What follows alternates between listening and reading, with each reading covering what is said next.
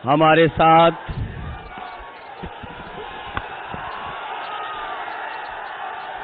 साथ मंच पर समाजवादी पार्टी और इंडिया गठबंधन के प्रत्याशी सांसद रमेश चंद्र बिंजी, पार्टी के हमारे जिलाध्यक्ष देवी प्रसाद चौधरी जी और बगल की लोकसभा से चुनाव लड़ रहे इंडिया गठबंधन के प्रत्याशी ललितेशपति त्रिपाठी जी, मंच पर उपस्थित हमारी पार्टी के बड़ी संख्या में नेता, क्योंकि सभी नेताओं का नाम लेना एक बड़ी सूची है, इसलिए मैं देख रहा हूं जहां हमारी पार्टी के जिलाध्यक्ष हैं मनोज पारस जी हैं, लालजी वर्मा जी हैं, योगेश प्रताप जी हैं, शिवशंकर जी हैं, कैलाश चौरसिया जी हैं, परवेश खां साहब और बड़ी संख्या में इंडिया गठबंधन के, समाजवादी पार्टी के नेता, कांग्रेस पार्टी के नेता, आप पार्टी के और इन सभी दलों के सभी पदाधिकारी और इस चुनावी जनसभा में उपस्थित बड़ी संख्या में हमारे सभी आदरणीय बुजुर्ग, किसान भाई, माताएं, बहनें, बड़ी संख्या में नौजवान साथी, अन्य पत्रकार बंधुओं, मैं सबसे पहले यहां पर चुनावी जनसभा में उपस्थित आप सबका बहुत बहुत धन्यवाद और आभार प्रकट करना चाहता हूं। मैं देख रहा हूं कि जहां हमारा बहुत विशाल पंडाल लगा है, वो पूरा पीछे तक हमें भरा दिखाई दे रहा है। जहां पीछे तक पंडाल भरा है, सड़क पर भी लोग दिखाई दे रहे हैं। सड़क के ऊपर जो दूसरा फ्लाईओवर हमें दिखाई दे रहा है, वहां भी समाजवादी पार्टी का लहराता हुआ झंडा दिखाई दे रहा है मुझे। पंडाल के बगल में छोटा पंडाल दोनों तरफ है, वो भरा है, और पंडाल के बाहर भी चारों तरफ जहां जहां मैं देख सकता हूं, और दूर हेलीकॉप्टर तक, और जिन नौजवानों के हाथों में थोड़ी बहुत ताकत थी, बच बचा करके पंडाल के ऊपर भी पहुंच गए हैं। ये जो जोश और उत्साह दिखाई दे रहा है, ये जो उत्साह दिखाई दे रहा है, इस बार मुझे पूरा भरोसा है कि मिर्जापुर लोकसभा से रमेश बिंजी जीत करके चुनाव जा रहे हैं। और जैसे ही हम लोग यहां पहुंचे हैं, मौसम भी बदल गया है। ये केवल मौसम बदलने के या मौसम ही नहीं बदला है, इस बार राजनीतिक मौसम भी बदलने जा रहा है। ये केवल मौसम नहीं बदला है, इस बार राजनीतिक मौसम भी बदलने जा रहा है। और जो लोग कहते थे 400 पार, 400 पार, बताओ अब उदास हो गए वो लोग क्या नहीं उदास हो गए हैं? जो 400 पार बोलने वाले 400 हारने जा रहे हैं, इनका ये 400 नारा हमें बाद में समझ में आया। जैसे इन्होंने 400 पार का नारा लगाया, हमें लगा कि ये 400 पार की बात कर रहे हैं, 400 सीटों की बात कर रहे हैं, लेकिन जब सही तरीके से समझा नारा को तो ये 400 पार का मतलब हुआ जिस तरीके से हम और आप कहते हैं उस पार, सड़क के पार, दीवार के पार, तो 400 पार। बताओ कितनी सीटें बचती हैं? 543 में कितनी बची? 400 पार 143। इस बार देख लेना, 140 करोड़ की जनता इन्हें 140 सीटों के लिए भी तरसा देगी। और हम लोग तो पहले चरण से चुनाव देख रहे हैं। जो पश्चिम से हवा चली थी, जो हवा पश्चिम से चली थी, उसी ने माहौल बना दिया। और माहौल ऐसा बना है कि जनता का गुस्सा 7वें चरण में 7वें आसमान में पहुंच गया है। इन्होंने तो रिकॉर्ड बनाया है नौकरी छीनने का। ये बात हमारे साथी मानते हो कि नहीं मानते हो? इन बीजेपी वालों ने पिछले 10 साल में रिकॉर्ड बनाया है नौकरी छीनने का, लेकिन समाजवादी पार्टी और इंडिया गठबंधन इस बार नौकरी देने का रिकॉर्ड बनाने जा रही है। नौकरी देने का हमने आपने इन लोगों की बहुत बातें सुनी हैं, और ये जो दिल्ली वाले मनमर्जी वाले हैं, ये जो दिल्ली वाले मनमर्जी वाले जो अभी कुछ दिन पहले मनमर्जी वाली बातें करके गए होंगे, वो बहुत सुनाते रहे मन की बात। न जाने कितनी बार सुनाई है मन की बात, लेकिन अब उनकी मन की बात कोई नहीं सुनना चाहता है।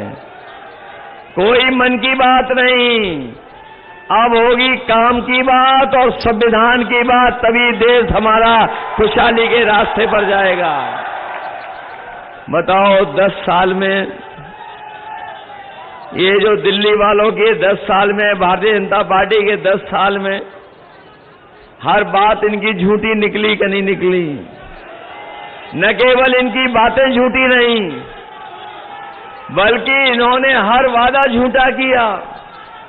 हमारे किसान भाई होंगे, वो जानते होंगे कि इन्होंने वादा किया था कि किसानों की आय दोगुनी हो जाएगी, लेकिन आज जब किसान देखता है तो उसकी फसल दोगुनी नहीं हुई, और जो उसको कीमत मिल जानी चाहिए थी फसलों की, वो भी फसलों की कीमत नहीं मिली।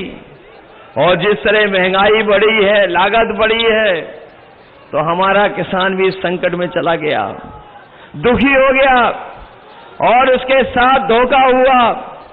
और एक समय ऐसा भी आपने देखा, जिस समय बीजेपी के लोगों ने फैसला लिया कि इस देश के बड़े बड़े उद्योगपतियों का कर्ज माफ होगा, इन्होंने कर्ज माफ किया, और जो हिसाब किताब लगाया है कर्ज माफी का, हमारे तमाम जागरूक लोग जानते होंगे कि पिछले 10 साल में भारतीय जनता पार्टी ने बड़े बड़े उद्योगपतियों का, बड़े बड़े कारोबारियों का, अपने मित्र मंडली का लगभग 25 लाख करोड़ रुपया माफ कर दिया बैंकों का। लेकिन हमारे किसानों का माफ नहीं हुआ, उन पे कर्ज बढ़ता चला गया। और जब सरकार ने नियम बनाया, तो नियम ये बनाया था कि जिस भी व्यक्ति का बैंक से 5 करोड़ से ऊपर का कर्ज है, उसका कर्ज माफ हो जाएगा। बड़े बड़े उद्योगपतियों का, बड़े बड़े कारोबारियों का तो 25 लाख करोड़ माफ कर दिया, लेकिन हमारे गरीब और किसान और गांव में रहने वाले लोगों का, जिनका केवल हजारों और लाखों में कर्ज है, उनका माफ नहीं हुआ। हम अपने किसान भाइयों को कह के जा रहे हैं, अपने आदिवासी भाइयों कह के जा रहे हैं, 4 जून के बाद सरकार बनने जा रही है, आपका पूरा का पूरा कर्ज माफ करने का फैसला होगा। न केवल कर्ज माफ होगा आपका, बल्कि जो लड़ाई हमारी आपकी बहुत पुरानी है कि किसानों के अपनी फसल की कीमत के लिए कानूनी अधिकार मिले। जहां कर्ज माफ होगा वहीं कानूनी अधिकार दिला करके अपने किसानों को लाभकारी मूल्य और एमएसपी दिलाने का भी फैसला होगा। हम लोग सुनते हैं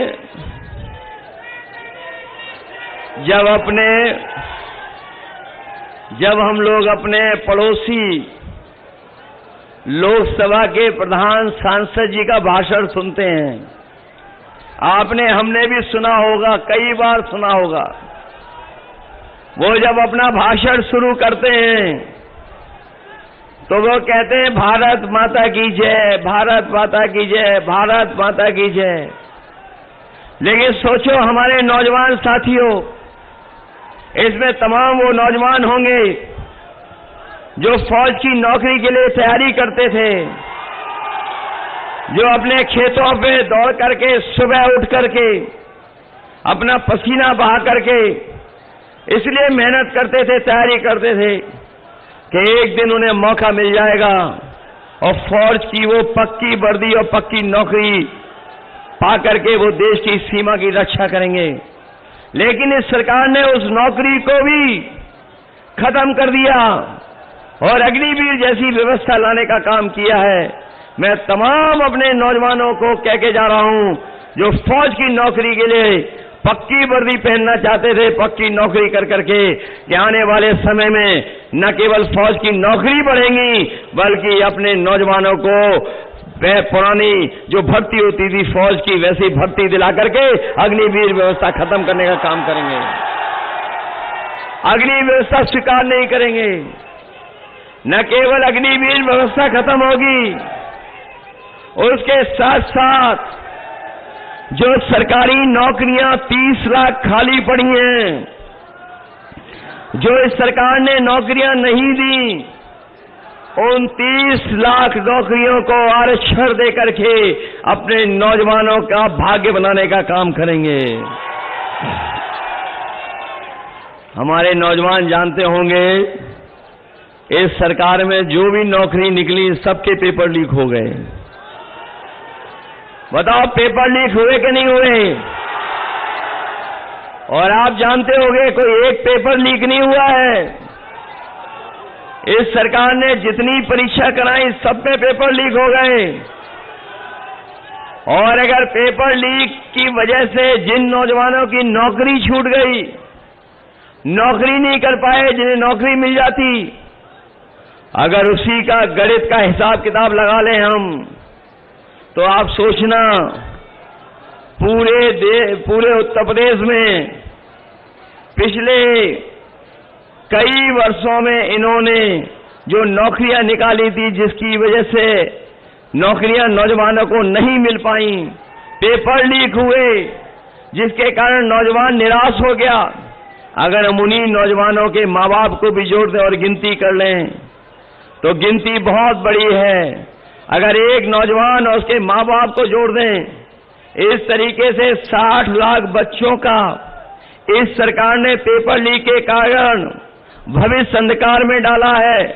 अगर हम उन्हीं 3 सदस्यों का 60 लाख से गुणा कर देंगे तो पूरे उत्तर प्रदेश में 1,80,00,000 लोग ऐसे हैं जो पेपर लीक की वजह से इस सरकार से नाराज हैं।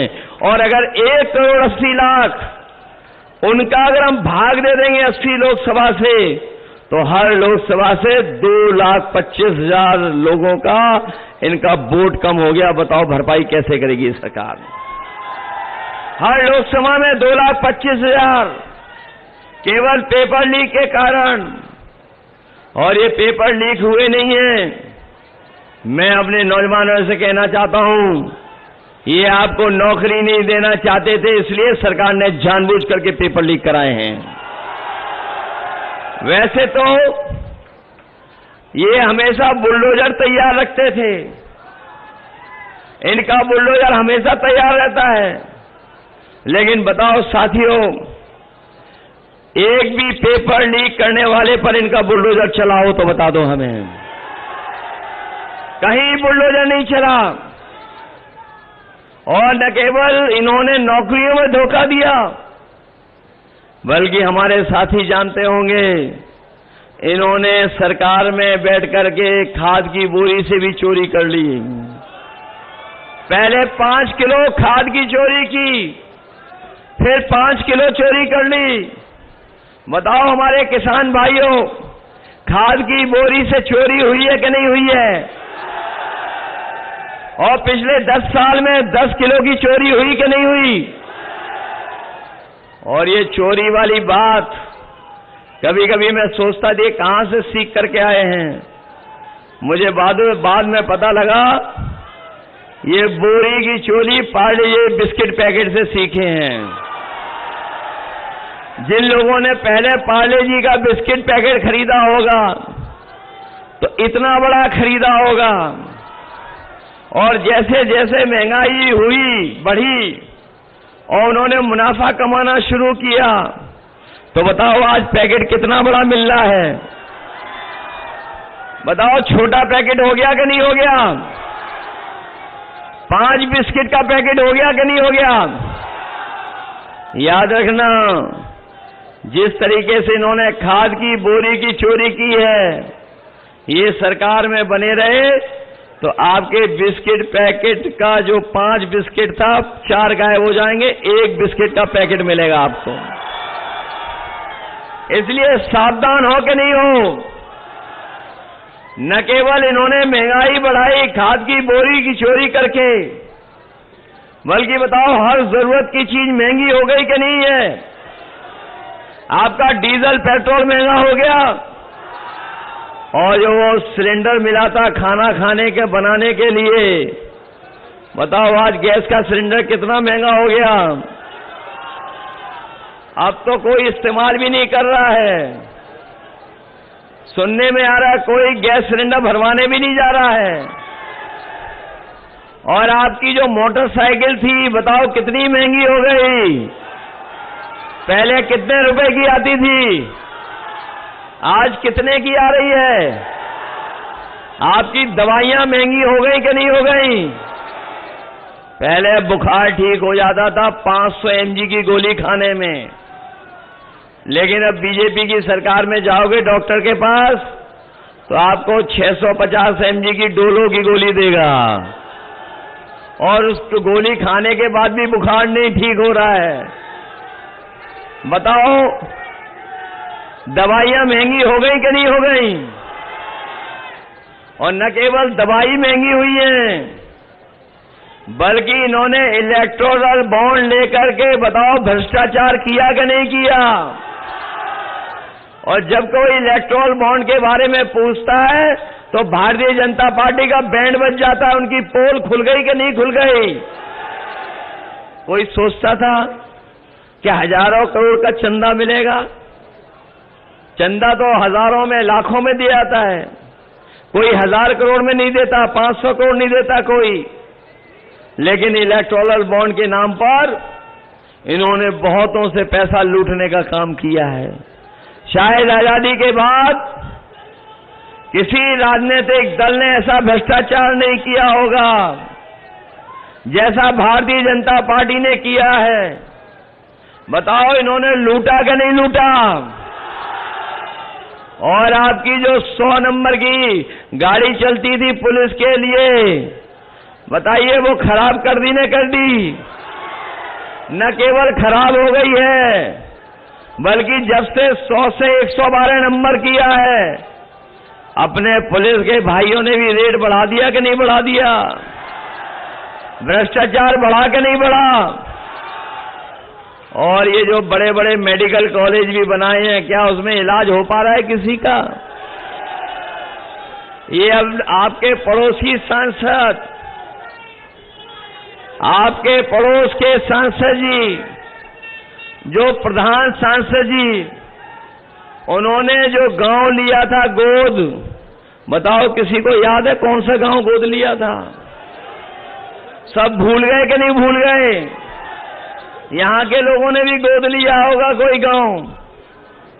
बताओ क्या हालत है। बताओ देश के प्रधानमंत्री जी ने कसम खा करके मां गंगा को साफ करने का फैसला लिया था। बताओ मां गंगा साफ हो गई क्या? और मां गंगा तो नहीं साफ हुई, लेकिन उस सफाई के लिए जो पैसा आया वो सब साफ कर लिया सरकार ने। और यहां तो अलग तरह का भ्रष्टाचार चल रहा है। सुना है यहां तो अलग तरह का भ्रष्टाचार चल रहा है कि रास्ता बदल करके जाना पड़ रहा है। और रास्ता इसलिए बदल करके जाना पड़ रहा है क्योंकि कुछ लोग वसूलना चाहते हैं, कुछ लोग पैसा वसूल रहे हैं। बताओ पैसा वसूली चल रही कि नहीं चल रही मिर्जापुर में? मैं देख रहा हूं कि जो लोग अच्छे दिन लाना चाहते थे वो अच्छे दिन तो आए नहीं। लेकिन एक बात हम लोग जानते हैं कि 4 जून को जब भारतीय जनता पार्टी हारेगी तो सुनहरे दिन आएंगे, लेकिन खुशियों के दिन भी आएंगे।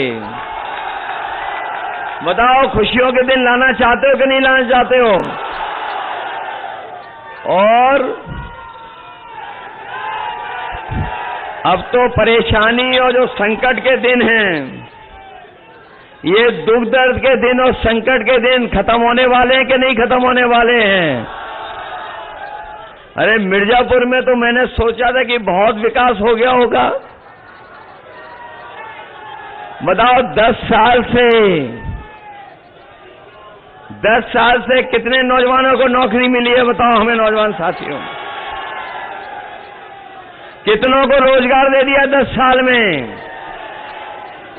और जो लोग कहते थे कि हम निवेश लाएंगे, बताओ मिर्जापुर में कहीं कोई बड़ा कारखाना लग गया हो तो बता दो। और जो कभी प्रधानमंत्री ने चिमनी देखी थी, क्या वहां से धुआं निकलने लगा क्या वो ऐसे ही खड़ा है कि नहीं खड़ा है? और कहते थे कि यहां पर बहुत पुश्तैनी कारोबार है, बहुत पुश्तैनी काम होते हैं, उनके लिए हमने योजना बनाई है। बताओ कोई योजना बनी हो तो बता दो हमें। हमें तो लगता है इस बार मिर्जापुर वाले लोग इनके पैरों के नीचे से कारपेट खींचने वाले हैं। इसलिए मदद करोगे आप लोग? ऐसा तो नहीं कि डर जाओगे किसी के डराने से।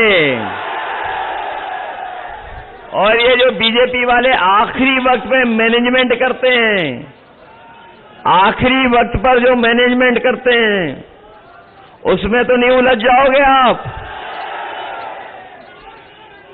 अपने बूथ पे जाओगे कि नहीं जाओगे? और अगर कोई डराए और आपको बूथ पे जाने के लिए रोके तो ऐसा तो नहीं कि रुक जाओगे आप लोग? वोट डालने जाओगे आप लोग? और सुनने में आया है कि जो लोग परिवारवाद की बातें करते थे, यहां तो बहुत बड़ा परिवार राज कर रहा है। यहां भी तो राज कर रहा है परिवार। बताओ यहां भी तो राज चल रहा है कि नहीं चल रहा है? हमारे गरीब भाइयों को याद होगा जब 2022 का चुनाव था, इन बीजेपी वालों ने राशन में न जाने क्या क्या देने का काम किया था। याद होगा राशन में क्या क्या दे रहे थे? पहले दाल दे रहे थे, नमक दे रहे थे, चना भी दे रहे थे, रिफाइंड तेल भी दे रहे थे। और बताओ राशन में आजकल क्या दे रहे हैं? बताओ राशन में कटौती हो गई कि नहीं हो गई कटौती? राशन में गरीबों को क्या मिल रहा है? पता नहीं क्या दे रहे हैं राशन में आजकल। इसलिए अपने गरीब भाई बहनों को हम कह के जा रहे हैं, आदिवासी भाई बहनों को कह रहे हैं, माताओं बहनों को कह के जा रहे हैं कि समाजवादी पार्टी और इंडिया गठबंधन ने तय किया है कि आने वाले समय में जब सरकार बनेगी तो न केवल राशन की गुणवत्ता बढ़ाएंगे, हमारे गरीबों के परिवार को पूरा भरपेट भोजन मिल जाए, उसके लिए मात्रा भी बढ़ाएंगे। और जिस तरीके से संपन्न लोग आजकल बाजार का पैकेट का आटा खरीद करके खा रहे हैं, जो गुणवत्ता में भी बेहतर है, पौष्टिक भी है, हम अपने गरीबों को आने वाले समय में राशन को बढ़ाने का तो काम करेंगे ही करेंगे, उसके साथ साथ पैकेट का आटा और डाटा भी फ्री देने का काम करेंगे। राशन की मात्रा इसलिए बढ़ाएंगे, 10 किलो इसलिए देंगे जिससे कि हमारे गरीबों का, सभी लोगों का भरपेट खाना हो जाए, भोजन हो जाए। और जो पैकेट का आटा है वो पौष्टिक देंगे जिससे कि स्वास्थ्य बेहतर हो। और डाटा इसलिए क्योंकि बिना डाटा के आजकल कुछ चल नहीं रहा है।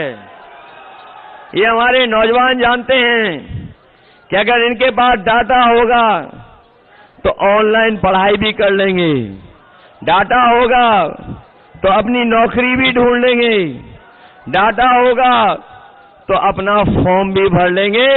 ऐसा इंतजाम आने वाले समय में अगर कोई करने जा रहा है तो समाजवादी पार्टी और इंडिया गठबंधन करने का जा रहा है।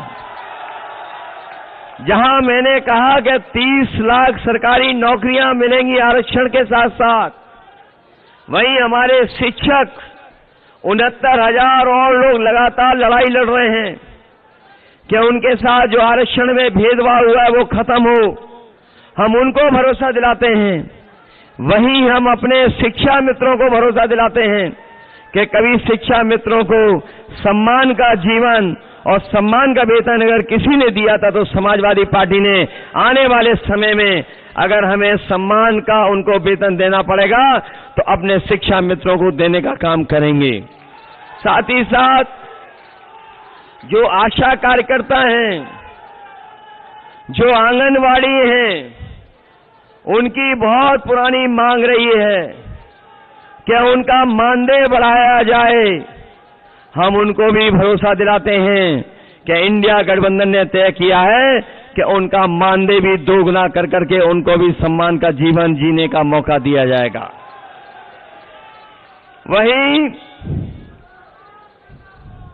वहीं जो हमारे मजदूर हैं, मनरेगा वाले जो मजदूरी करते थे, उसके लिए भी इंडिया गठबंधन ने तय किया है। अभी तो उन्हें 200 रुपए की मजदूरी मिल रही है, लेकिन जो महंगाई बढ़ी है, जो आर्थिक रूप से उनके ऊपर संकट परिवार के ऊपर आता है, हम उन्हें भरोसा दिलाते हैं 200 की जगह 450 उन्हें भी प्रतिदिन देने का काम होगा। इसलिए मदद करोगे सब लोग। ये लड़ाई तो समझ में आ गई है, चुनाव किसका है।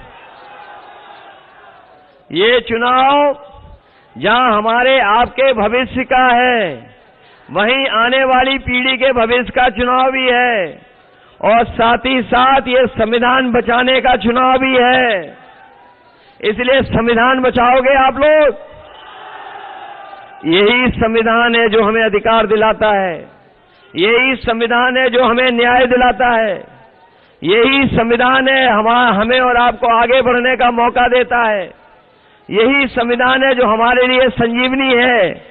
लेकिन ये भारतीय जनता पार्टी के लोग जो 400 पार का नारा दे रहे थे, वो संविधान को बदलना चाहते थे। लेकिन अब हमें भरोसा है अपनी जनता पर कि जो लोग संविधान बदलने को निकले हैं, उन सबको बदलने का काम ये जनता करेगी। बताओ बदलोगे ना कि नहीं बदलोगे। और हमें तो ये यहाँ के बीजेपी के सांसद तो कमाल के लगते हैं, जिन्हें ईमानदार कोई पसंद ही नहीं है। अगर कोई ईमानदार अधिकारी है तो वो रुक नहीं सकता है। पता नहीं क्यों ईमानदार लोग नहीं पसंद हैं, लेकिन इस सरकार के लोगों को तमाम वो लोग पसंद हैं जो मिर्जापुर और सोनभद्र को खोद खोद करके लेकर के चले जा रहे हैं। और याद होगा आपको, ये वही सरकार वाले लोग हैं जो कहते थे न खाएंगे न खाने देंगे, याद है कि नहीं याद है? क्या कहते थे कि न खाएंगे न खाने देंगे, लेकिन ऐसा खाया है कि डकार भी नहीं ली, और इलेक्ट्रोल बॉन्ड का सब पैसा डकार गए, पूरा डकार गए कि नहीं डकार गए? इसलिए हम आपको सावधान करने भी आए हैं। वहीं अपनी माताओं बहनों को कह के जा रहे हैं, किसी समय पर नेताजी और समाजवादी पार्टी ने उनके सम्मान के लिए हम लोगों ने समाजवादी पेंशन दी थी। बहनों को पढ़ने के लिए कन्या विद्याधन 30,000 रुपए की मदद करते थे। लेकिन इस बार तो इंडिया गठबंधन ने तय कर लिया है कि आने वाले समय में गरीब परिवार की माताओं बहनों को 1 लाख रुपए उनके अकाउंट में पहुंचाने का काम होगा। 1 लाख रुपए उनके अकाउंट में पहुंचेगा।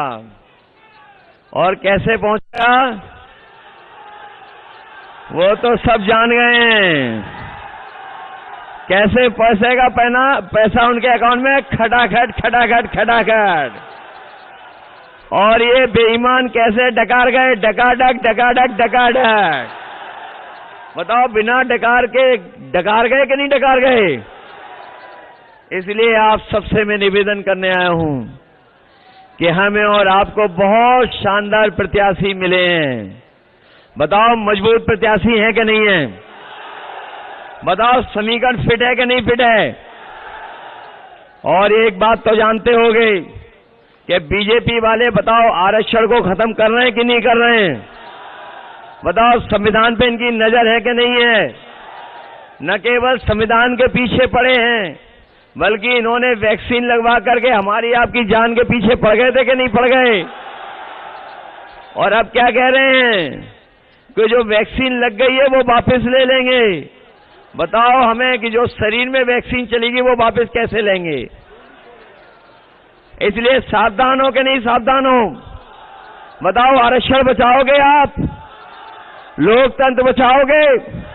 संविधान बचाओगे? ये तभी बचेगा जब भारतीय जनता पार्टी को आप हराने का काम करोगे। हराओ इनको। आप हरा दोगे कि नहीं हराओगे? बताओ, सफाया करोगे बीजेपी का? नहीं।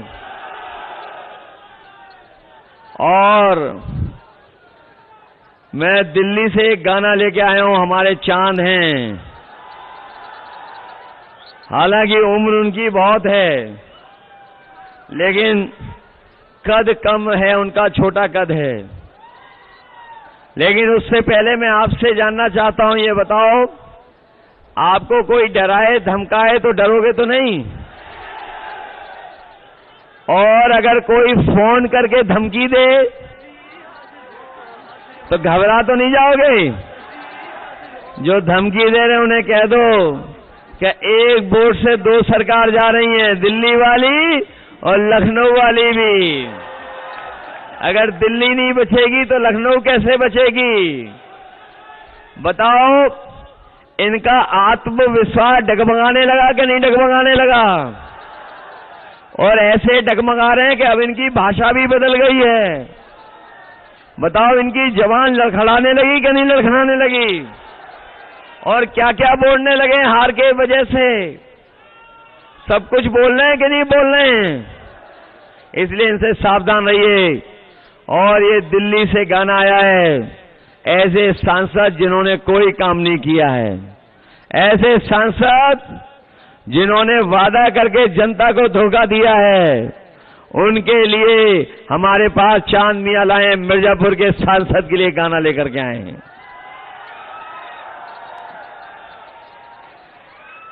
जाइए।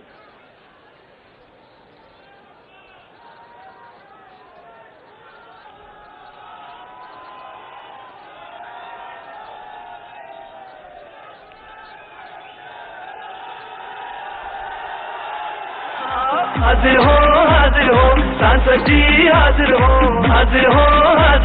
सांसद जी, हाजिर हो। किसान को भूले वोट को लेकर आए दुगनी का हाँ जुमला देकर छुट्टा पशुओं ने किया नाक में दम कर यूरिया बोरी से कम मजदूर की तुमने मजदूरी मारी डरी सहन सी हर लड़की नारी बिन बिजली के अरे खड़ा है खंबा बिन पानी के नल का बम्बा जेब भरी पर भरा न गड्ढा बिन दवा इलाज पर जान है दद्दा दुगना हुआ महंगाई से खर्चा लीक हुआ एग्जाम का पर्चा बेरोजगारी और बेकारी लगी नौकरी भी गई हमारी है भ्रष्टाचार का बोलबाला कारोबार पे लग गया ताला झूठे निकले संसद के वादे जनता से फिरते अब भागे भागे गुस्से में जनता ने यही पुकारा अब ऐसा संसद नहीं दोबारा नहीं दोबारा नहीं दोबारा नहीं दोबारा अब ऐसे सांसद खारिज हो खारिज हो खारिज हो अब ऐसे सांसद खारिज हो खारिज हो खारिज हो अब ऐसे सांसद खारिज हो